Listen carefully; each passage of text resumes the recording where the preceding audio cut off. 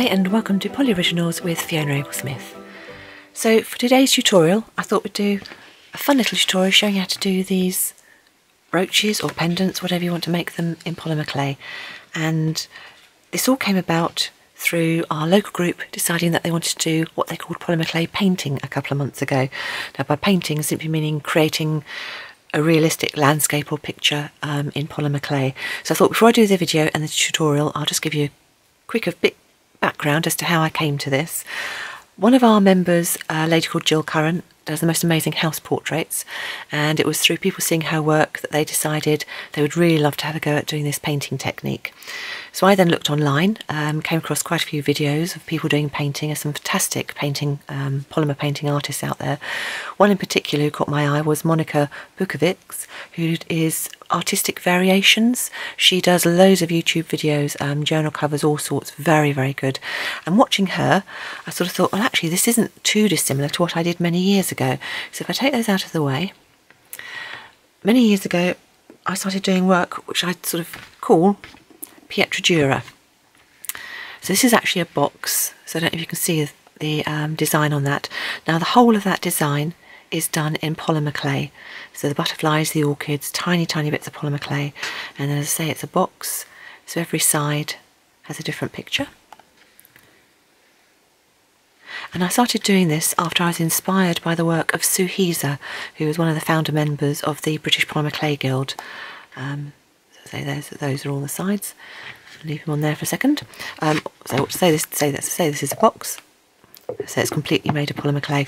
But I was just so inspired by what you could do and the designs you could come up with.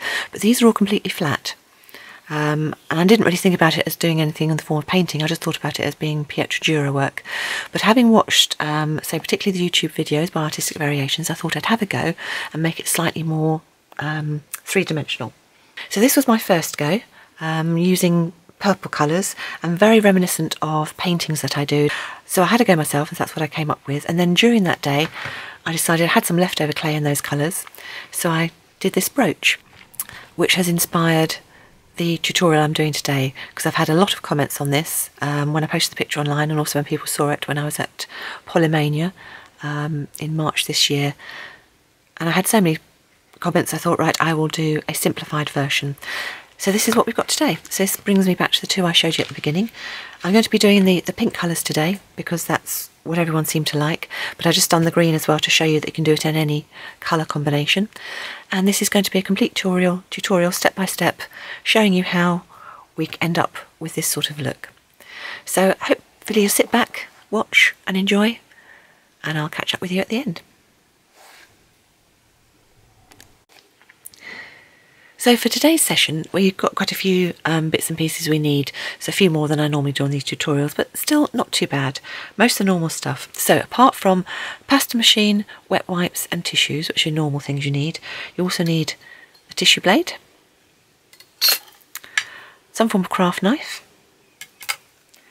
some form of clay roller, small one, little one, whichever you want to do. You're going to need a piece of tracing paper or greaseproof paper and a pencil. Some form of tool to do a little bit of sculpting with the clay, and that's just moving around some little bits of soft clay. Now this one's quite a good one. I use the end of this quite a lot, but if you haven't got one of these, then a blunt-ended knitting needle or even a cocktail stick, any one of those three will do. If you're going to do a brooch, then you need a brooch back, one of those. And then onto the actual clay itself. So the colours I'm using today, I'm going to stick very much to the purple scheme, seeing as that's what people seem to like when I did my original. And I'm using Fimo Soft. When you're doing this technique, one of the softer clays is definitely better because it's easier to manipulate. So I'm using Fimo Soft. I've got the white, the lilac colour, the raspberry, the what they call plum, I consider to be purple, and then a navy blue. That's going to be my equivalent of black. You're going to need a little bit of scrap clay, whatever size you want to do your brooch or pendant, whatever it is you want to make, and then some liquid clay. And again, I'm using Fimo, but any of the liquid clays will do. And what I have done is I've decanted mine into a little pot with a screw top, which means it's just very easy for me to take a tiny little bit as and when I need it.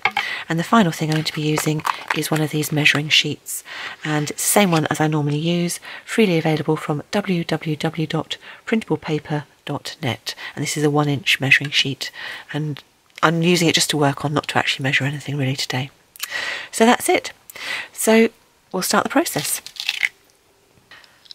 As per normal, the first thing to do is to condition all your clays, starting with the lightest colour and working your way up. You're not going to need all of this amount of clay. There's actually 14 grams, so a quarter of a pack, small pack of each of these colours, and you're not going to need all of that to do a simple brooch or pendant, but it's easier in some respects to actually get this amount of clay and start conditioning that.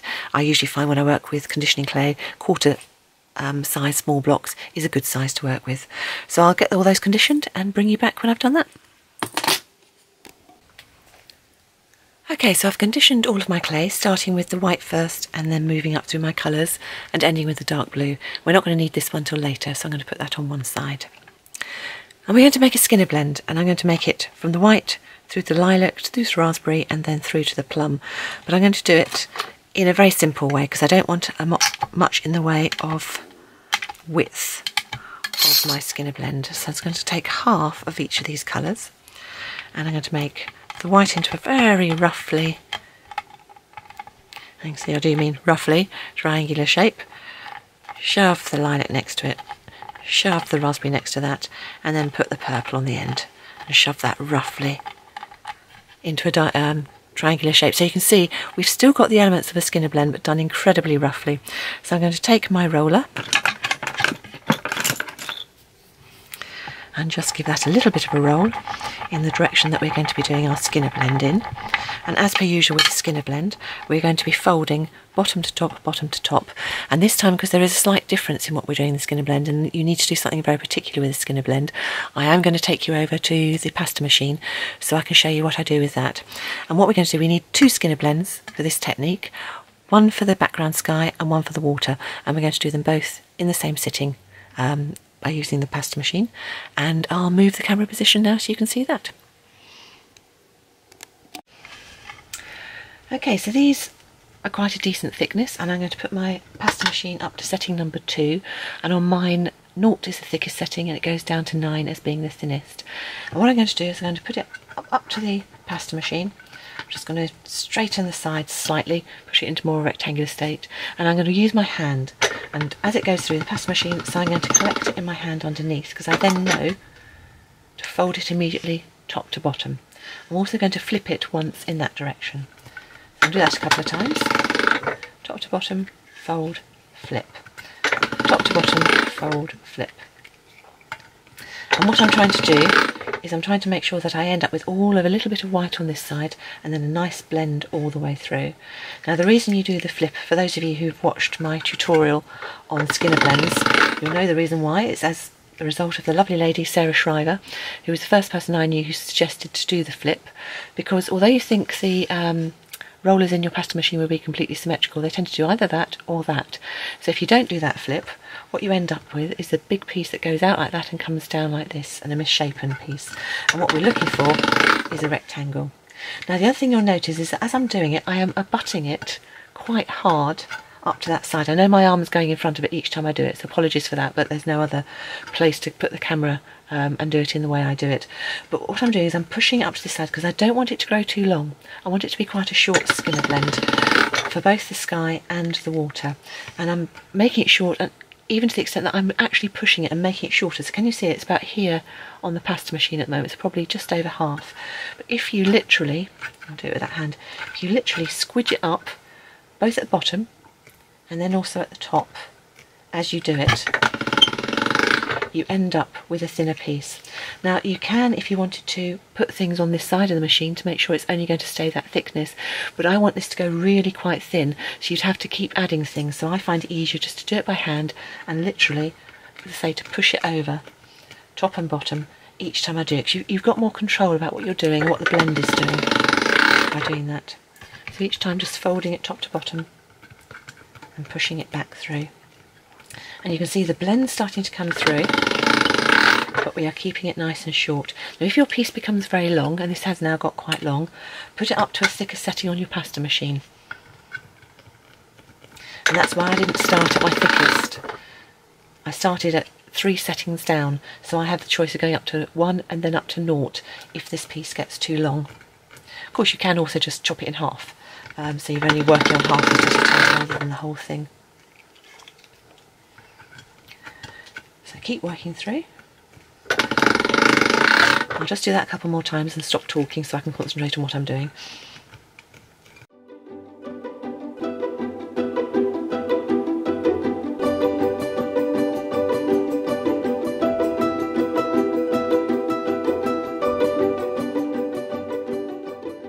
And I'm just going to take it up one more setting to setting number 0 on my pasta machine. So now I'm working on my thickest setting. You can see I'm starting to get the blend, but I just want it to be a little bit more smooth.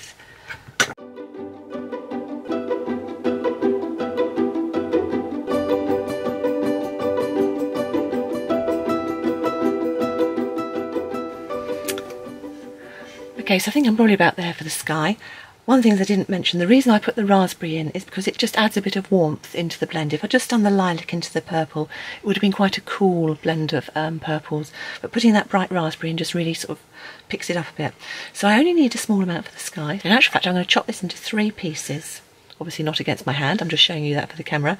And I'll come back when I've done that. So one piece I'm going to put aside for the sky, and then the other 2 pieces, I'll show you what I'm doing with those.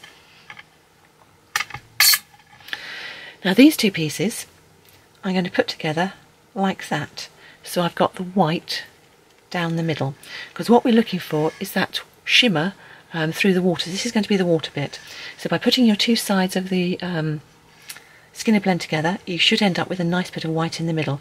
If by any chance, when you've been doing your Skinner blend, you've got no white left, you've gone completely down to the lilac, then when you get to this stage and have chopped this piece in 2, just take a piece of your extra white, remember we didn't use it all, put that through on whatever setting you've already got your pasta machine on, and add a little slither of white before you put these 2 sides back together.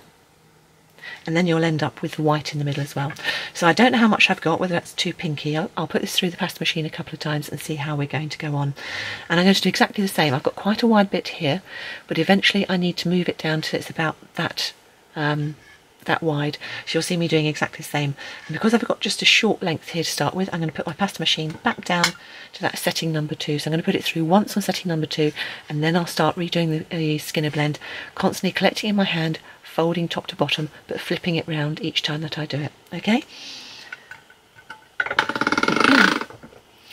So that's through setting number 2 once. And when you've, this time, each time you fold upwards, don't worry about what's happening on either sides, but you want to concentrate on keeping this white band in the middle. So always make sure you meet the white band in the middle, and then it can go back in whichever way you like.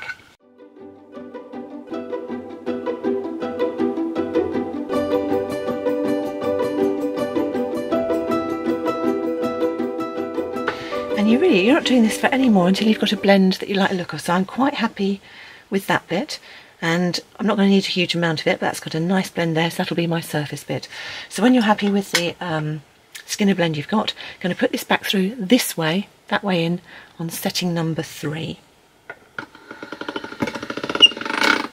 So that's our water, and then I'm going to go back to our sky piece, which I cut off, and this piece is going to go in that way to stretch it that length up. And again, back on setting number 3. And there we have our 2 Skinner blends that we needed in order to make our brooch or pendant. Okay, so those are our 2 Skinner blends done. So I'm going to put those to one side just for a second and bring in that piece of scrap clay I had from earlier. So I'm going to work in a brooch in this direction, so it's going to be a vertical brooch. And what I'm going to do is I'm going to take my sky and I'm going to chop along to give myself a nice clean edge. I'm then going to find, what I should have said actually in the needs list, I will add it in the notes, even though I've forgotten to say it in the main thing. You need a little round cutter. That is approximately one centimetre. But any size will do. That doesn't have to be a particular size. So this is on setting number 3. So I'm just going to take my spare white and put that on setting number 3 as well. And somewhere, slightly over to one side, I am going to take out not quite a full circle in my Skinner blend. And I'm going to repeat in the white. And then hopefully that piece should just sit up and marry into there. And I'm just going to press it nicely in with my fingers. I'm going to get a little tiny edge of the tracing paper we're going to use later and just press across those just to burnish the white in, and then I'll just recut that edge. And that is our moon or sun, depending whichever colour scheme you're using. And then I'm going to take this and put that across there, and that'll be the start of our brooch. So what we need to do now is we need to create some mountains, and I'm going to do that by creating a dark colour. And the dark colour I'm going to create is going to be with a little bit of the blue and a bit of the purple, about equal mix of both. And I'm going to mix this together, but it doesn't actually need to be a completely smooth mix to create one colour. A little bit of marbling can still be quite fun, because we're not going to see a lot of this. It's just to create the shape of the mountain in the background. And again, I'm going to mix this up, and then when I've finished, I'm going to create a sheet on setting number 5 on my pasta machine, so quite a thinnish medium setting. So there we go. So it's not completely mixed, although it sort of looks as though it more or less is, and it's certainly as wide as I need it to be for the brooch or the pendant that I'm planning to make. And I'm going to put the longer piece towards the bottom, and I'm doing this upside down as far as I'm concerned, but the right way up for you. And what we want to create is a shape of some mountains. So it's very easy for me to do because I've done it so many times, but it's, if you think about creating a W shape, but not as even as that, and you want to create a low point, so where this you're going to have this moon or sun in your background needs to be a really low point of the mountains. So just create sort of various zigzag sort of shapes, then bring them round into a nice sort of smooth, almost U shape before you go up the other side. So if I peel that away, so you can see what we've got there. You should then hopefully be able to pick this up and then just lay this on top of where your sky is.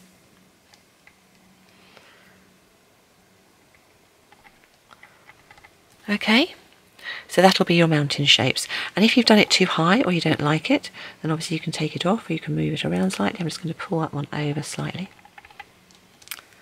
And there we go, those are your mountains in the background. Now if you wanted, of course you could just leave that as a silhouette and have that as it is, but I thought I'd show you the snow effect and how you can do that, just because it's nice to show you something else you can do. So to make the snow colour, I'm going to take a little bit of white, because you need hardly any of this, and then add a little bit of pink, because it's nice, in fact less than that, probably about that much, because in Fimo Soft you need very little to create a pink colour. It's nice when you're doing the snow, it needs to be not as white as the moon behind, but light enough so you're going to see it as snow. And then the shadow for the snow is going to be your white and a little bit of the dark colour, which in this instance, because we're using blues, it would be blue. If you're using another colour scheme, then always err to the side of blue or purple when you're doing the shadow colour for your snow. It just looks more realistic doing it that way. So I'm going to mix those two colours up together and I'll bring you back when they're done. Okay, so there we go. So there's our light pink and there's our darker blue. And there needs to be quite a good contrast. I mean, if I put those together, you really need to see the difference between the two colours. If you don't have that contrast, then you're not going to get the three-dimensional effect when you try and put the snow together. And this is where our sculpting tool comes in. Now, as I said, this is one that I use. There's various ones. I like this one because it's got a nice flat piece and I can pull bits away with it, but also push pieces on when you're creating snow. And all you're going to be doing, and press these down so they're flat, so I've got a good thing, you're literally going to take off small bits and have them on the bottom of your tool. So just to show you, it worked just as well with a knitting needle and also just as well with a cocktail stick. So let me just show that, you can see it's on the end there. So you don't need any fancy tools, but if you've got them, it is easier to work with. Now, whenever you're doing anything like this, where you're creating a realistic landscape background, you always need to be aware of the light source. Now, our light source here is the moon. So everything along these edges and up to here, along this side and up to here, will be facing towards the light, so will be the lighter colour. Any of these background lines that go away, or would be in shadow, going away from the moon, they'll be in our dark colour.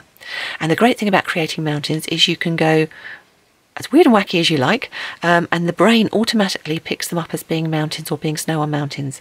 My other tip is leave a bit of this dark background colour coming through, and if you forget and you add all your whites and all your snow colours in and don't leave any of the dark, you can always do two things. You can either jiggle it around, which I will be doing a little bit of, to create gaps and shadows, which brings some dark in, or of course you've got the rest of the leftover, so you can always add some extra of that in as well.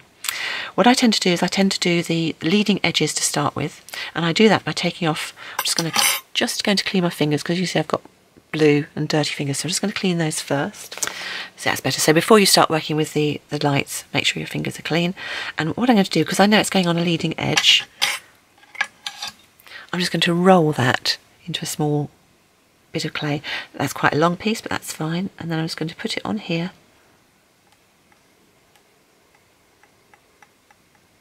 And pull it down and round, just creating an edge. And then I'm going to pull that backwards, fairly random fashion, just to create a little sort of bit of snowy edge on my mountain. And then I'm going to repeat that,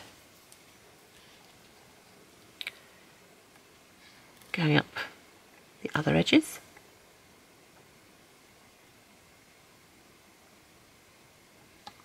And then do it along the bottom and on the other side. So all I'm doing is taking a little bit off and then rolling it, because it's easier to roll smaller pieces like this than it is to take off a big bit and try and roll. And as you can see there, that's right up next to where that movement is, and that's why we've used a slightly different colour rather than just the pure white, so that you can see the difference and see where the snow is.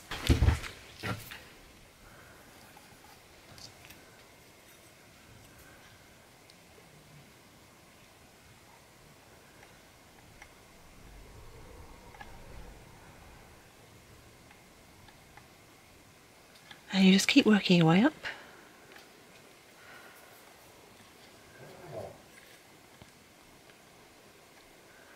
All the sides of the mountains. So effectively you're building and creating mountains. Sounds quite good, I know, but only in a pictorial form. And when you've done the edges, then you can just start grabbing bits of random light clay and just adding it onto other patches, always working from the light source backwards.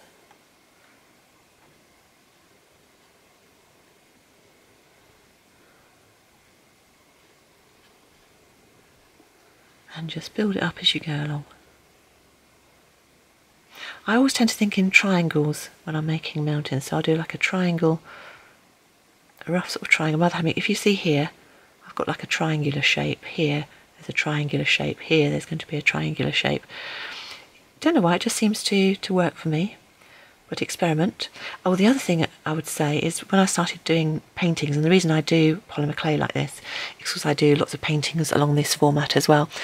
Look at the Bob Ross. Go and check out his video. If you want to know how to paint mountains, you have got nowhere better to look than go and see one of the Bob Ross videos. He's amazing. You can see there as well, I'm just occasionally digging in with the edge of the tool just to create some little dark shapes as well. So again, this is an upward piece, so that would catch the light.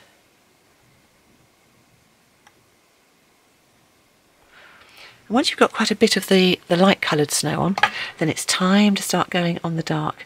And again, to start with, we'll just add a piece on the back where we can see we've got a piece that goes away, and it's as soon as you put the dark colours in, you can really start to create the sides and the shapes of your mountain. As you see, the snow sort of looks as though it's going away. There's a little bit here where it would be facing away and going down the back side of that one.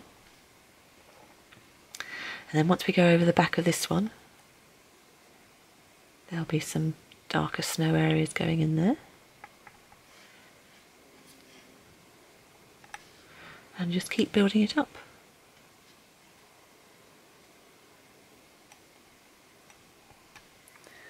Okay, and just keep working through it. I'm just going to quickly flip this around so I can actually see what I'm doing, to make sure it's looking okay. See what I need. Okay, yes, I can see what I need. So I need a little bit of shadow over here, because that's going to be the darker side. That's the back of that one, and then we'll put some more white going down the front here. So up to that point will be some white. We'll have more going back down. And just keep, say, working backwards and forwards, adding bits of blue in. By blue I mean the shadow colour of the snow, adding bits of white in. And you want to go right down to the bottom edge of what we're doing. So this is a simplified form of brooch for the one I originally did. So I'm not putting anything else in, we're just doing the snow at the moment. So it can go all the way down to the water's edge if you like.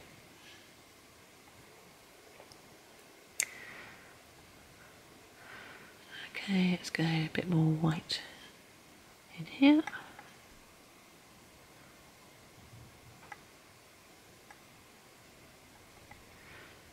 It's nice to add a little bit of blue just occasionally, as if there were little cracks and crevices where the blue was fitting in. I'm not going to bother too much about the edges because I know I'm only going to probably do about here when it comes to my brooch. So I'm just going to flip it around again so I can see what I'm doing. See what else I need. Okay, I'm going to create a little flat ridge. Let's turn it around because I could just see something.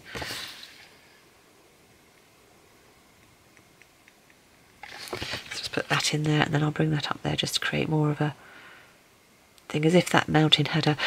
It's sometimes nice as well to actually create a sort of little groove to give even more of a three-dimensional format to really make them look as though they've got shapes. And there was something else I saw, so I was going to flip it around again.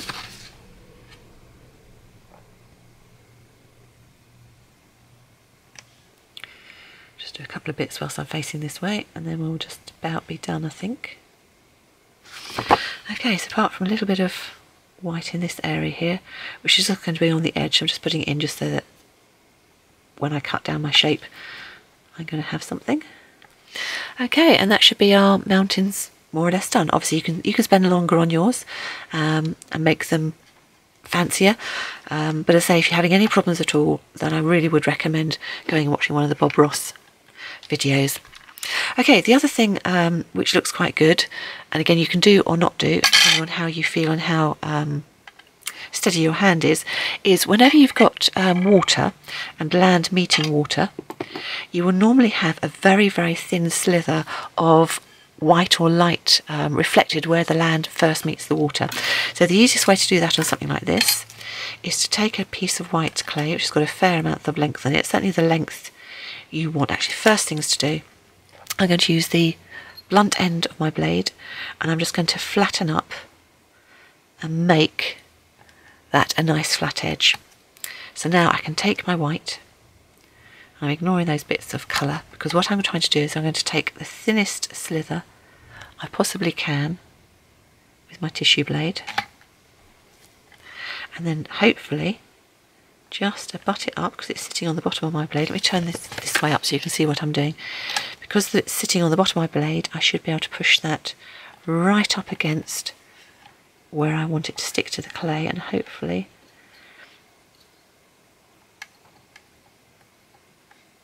there we go, just end up with a very thin slither of white underneath. And now we can find our skin and blend we had from earlier and find the bit that you think looks good.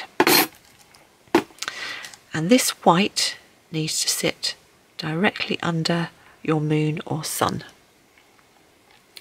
And then you end up with a really nice reflected line all the way down through the water. So just make sure it's nicely butted up.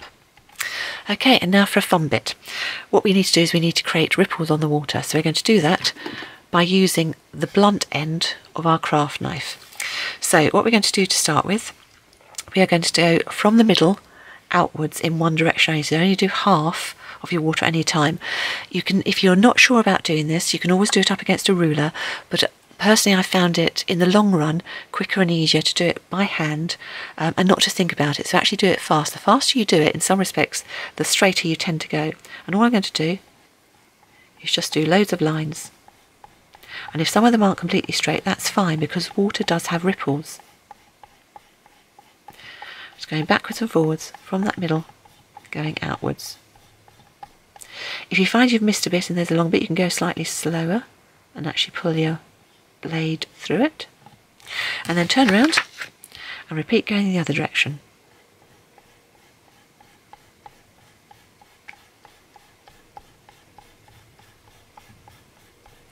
And go to whatever length or depth you want to go to that you think your brooch is going to want to go to. Now you will get little bits of darker clay, so you can, if you want to, get yourself a little bit of wet wipe and just take some of those darker bits out, but personally I quite like them in there. And when you've done it all and you've got all your ripples, then you can start going from one side all the way through to the other. So this time you're going all the way across. Flip it round, same again, all the way across.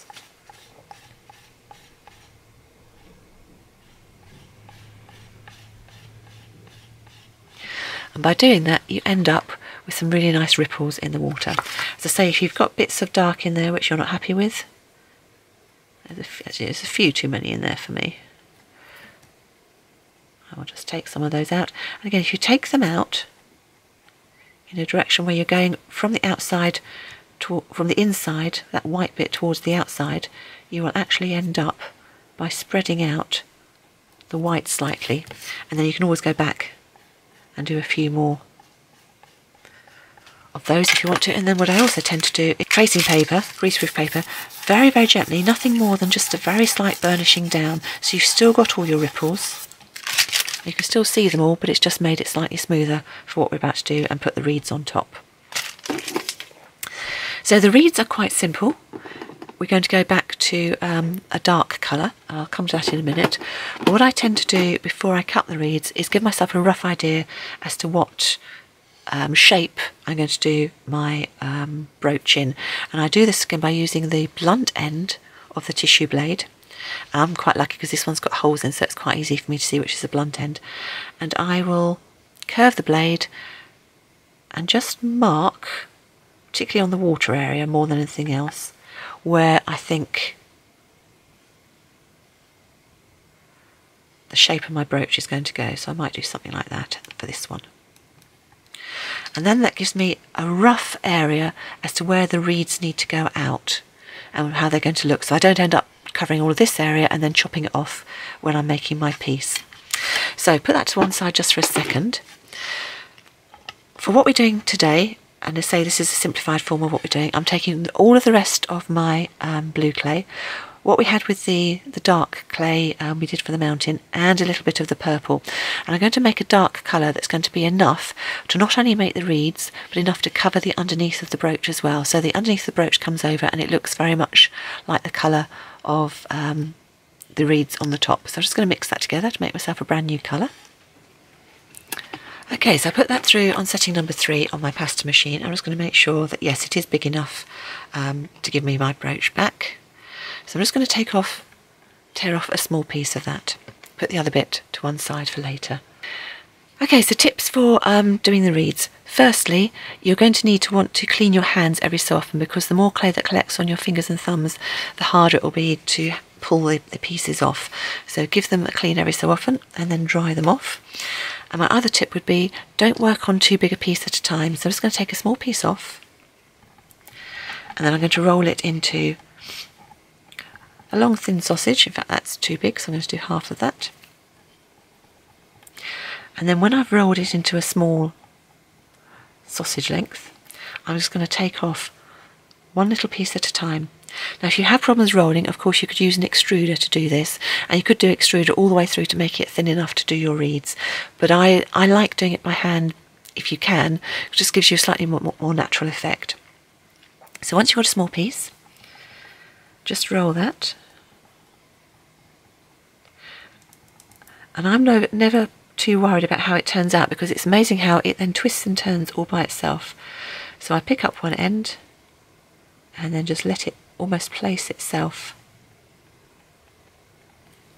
on where my brooch would be, and then just repeat.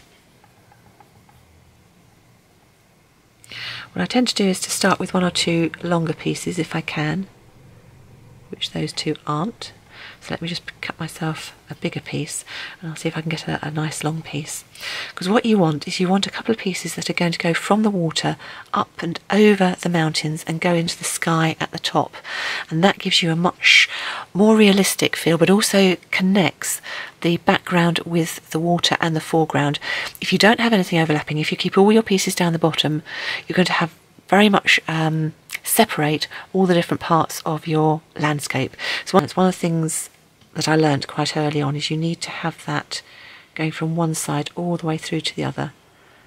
So you create a nice flow all the way through. And the ones I probably spend more attention over are these long ones that go from the back all the way through. I'm going to turn him so you can't see the white on the stalk there. Okay, so that's one long piece I've got. And personally, again, this is just preference. You can do it however you like. But I like the middle ones to curl inwards, because it's all about flowing your eye around the piece. So if you curl towards the middle, then your eye is automatically going to be drawn in towards the moon in the centre of your piece. So let's go to have a long one on this side if we can.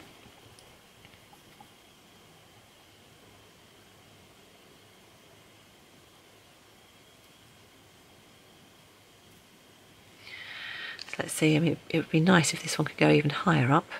I don't think it's quite long enough, so I'm going to put this one slightly lower down.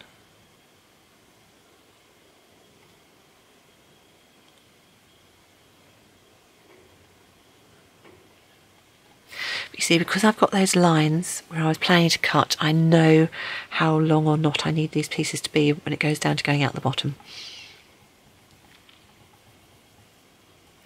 If it breaks in half, that's absolutely fine. You need a lot of short pieces for the foreground. So if they break, that's absolutely fine. That's quite a long piece. Let's see how far we can make this one go. Shall we do slightly different direction? If I have him coming out the side, he looks as though he's going further, even though he wasn't long enough. And the other tip I would give when you're doing things like reeds, make sure you have them crossing over each other. So let me do a couple to show you, because again that adds to the natural look. So just let them curl however they want to curl on the tile or whatever you're working on, and then have them overlapping. Let's do a couple of short ones for the front. This is what I mean about the fact you need to clean your hands. As soon as you get bits sticking to your fingers, clean your fingers off again.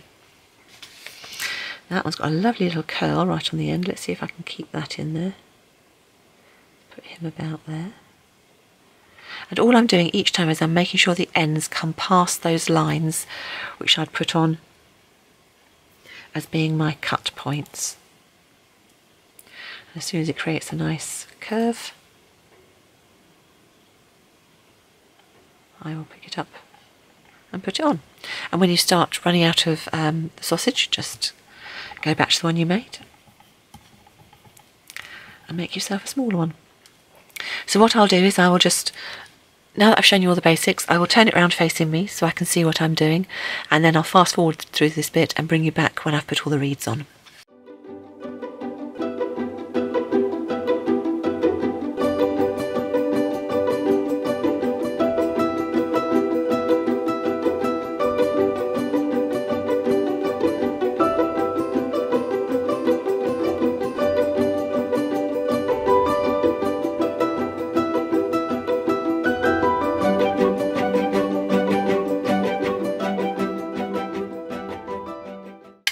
I'm relatively happy with what I've got there. You can spend longer obviously doing your reeds if you want to, but as I say, I'm going to leave that there for now, and then it's just a case of choosing where you want to cut. Now I've already got those guidelines where I went previously, so what I'm going to do, this time using the blade the right way around, I'm just going to go slightly inside where I made my mark and chop all the way down.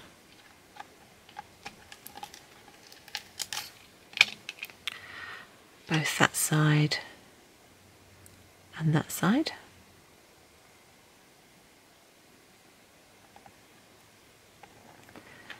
And if you find when you do that you've actually haven't got much left in the way of reeds, you can always add some more at this stage. So I'm just going to swap that round to have a look. No, I'm okay with that. And then we'll cut away. Let's see which way we're going to go. I think I'll do that. And then we'll chop down there. And then I might just flatten off one side and flatten off there as well. Now I'm sure you'll make a much better job of yours and a better shape of yours than mine, but A, I'm doing it upside down, and B, it's just a tutorial, so it's just to give you the ideas. All I'm then going to do is just very gently smooth off the corners just by rounding them round with the edge of my tissue blade. And then I will get that baked, and I'll bring you back once we're baked and we're all done. Okay, so our piece has come out. It's now cooked and baked as per the manufacturer's instructions. So what we need to do now is to create a backing for it and have somewhere to put our brooch back. So for this, first thing we need to do is take our tracing paper, and the tracing paper should be of a size that fits your brooch piece onto it quite easily. Okay, so the first thing we do is we're going to take our tracing paper and we need to trace round the outline of our piece right way up, but we're actually going to go around quite a bit wide because we're about to put a background covering on this. It doesn't have to be, don't worry about it being too exact, but you need the shape of your piece. And then the most important bit, you need to draw a line where your horizon is coming out. And then putting that to one side, if you wish to, with the back of your tissue blade, you can just use that as a ruler and draw along.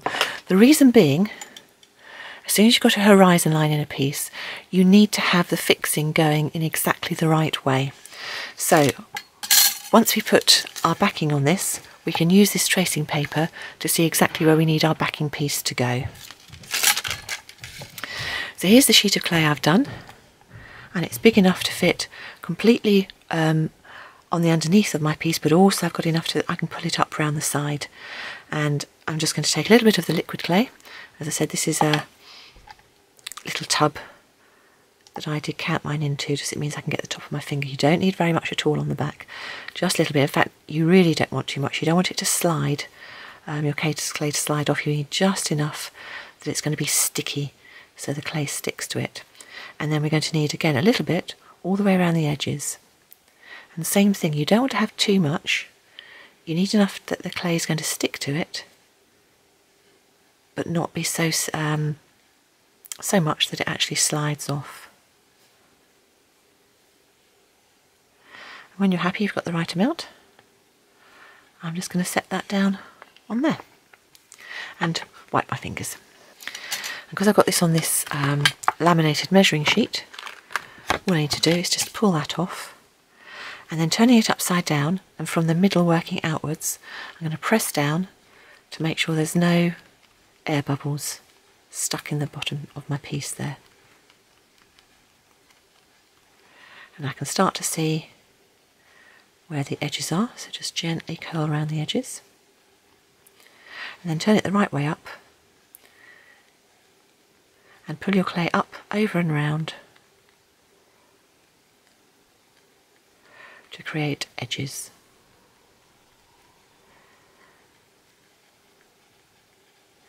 And I know a lot of you already use this technique to cover your pieces, and I've seen it on lots of places, but I was first shown this by Donna Cato, so I always think of this as being Donna's technique.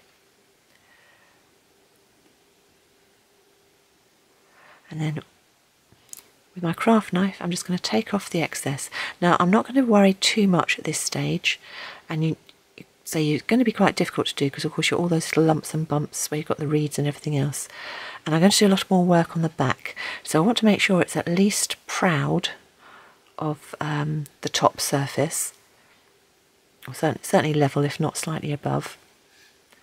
And I can finesse it and get the rest of it up and around later, because we need to turn it over in a minute, and and put our brooch back on. And the other thing is, because you've got all the different layers, I'm not that worried about the fact that the mountains stand a bit higher than the background. I'm just going to take it off roughly. So it gives me the rough idea what it's going to look like with the outer layer. But of course what I need to do now is to turn it over and put my brooch back in. And if you're not doing a brooch back, if you want to do a pendant back, then add whatever sort of fastening you want for your pendant back, but this same tip will apply. So there is our tracing paper that we did earlier. If we now turn it over the other way round and put our piece down, we can then see, even though it's upside down, exactly where our line goes. So check obviously you got it the right way up. And what I tend to do is I will tend to use my tissue blade if the horizon line isn't far enough up. So I'll put that, so my tissue blade's running parallel with that line now, and if I just bring this up here, so it's still running parallel, then I can find the place to put my brooch back. I actually want to sit it down a little bit further down than that because I want a little bit of excess clay on either side. So my brooch back will sit about there, except I'm just going to turn it around that way, because as a right-handed person I always prefer the pin to go so it's facing that way. I can now take my tissue blade away and just with my craft knife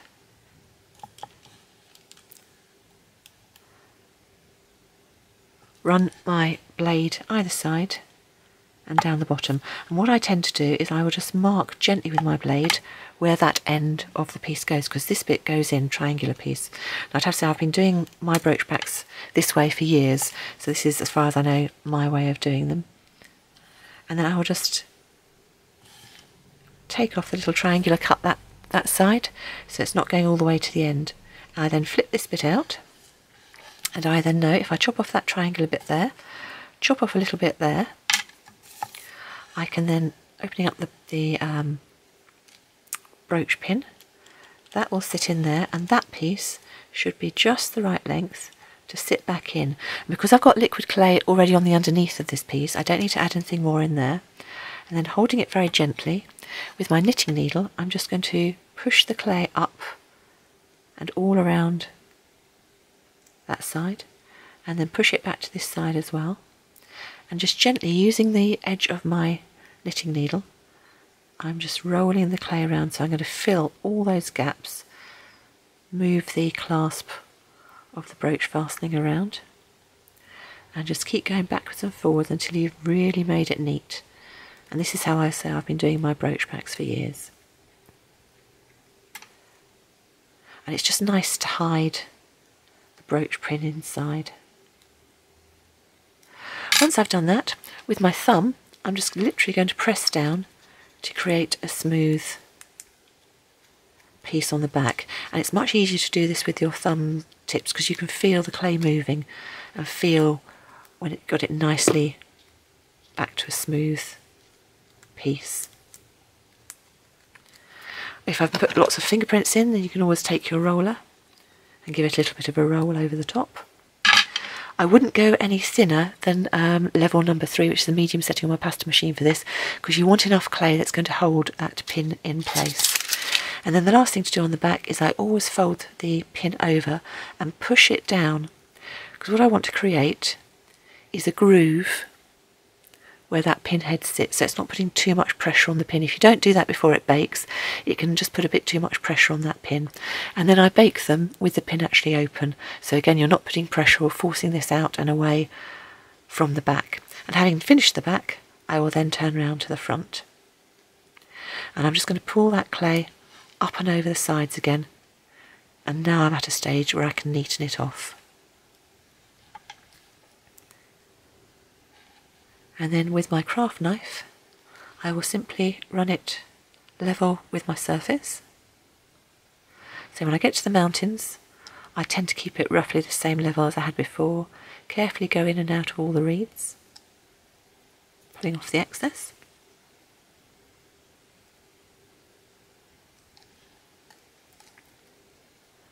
And because you've got that little bit of liquid clay on the sides, it should stick for you.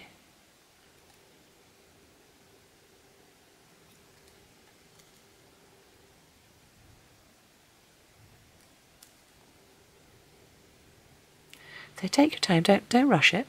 And if it's easier, as it often is with the mountains, go in towards them, because it's sometimes easier to get the cut that way, because they are sitting proud of the rest of the piece.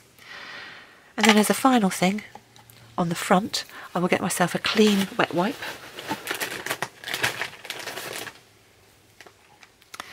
And I will just make sure I take away any messy clay.